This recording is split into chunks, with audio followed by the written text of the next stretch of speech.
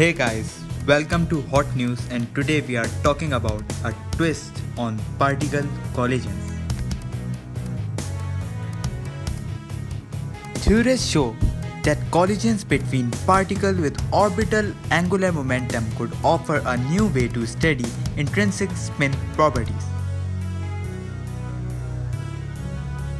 Light with orbital angular momentum has a wave front that spirals around a central axis. Single photons and other particles can also exhibit this twisting effect in their quantum wave packets. A new study looks at which could happen if beams of twisted particles were smashed together in a collider experiment.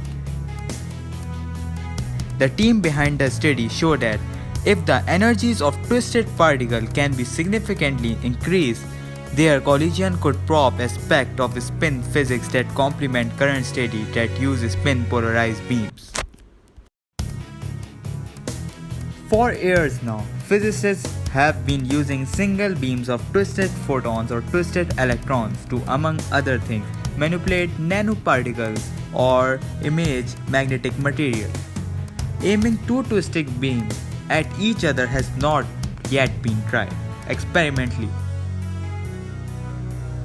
But several theorists have already begun considering what might be revealed in a twisted particle collision. Now, Igor Ivanov from Institute Superior Técnico in Portugal and his colleagues have identified a new aspect of twisted particle collision that hadn't been realized before. They started with a description of a twisted beam as a combination of spatially varying spin currents. They then showed that the interaction of these spin currents in a collision could reveal new information about spin physics, such as the spin structure of protons.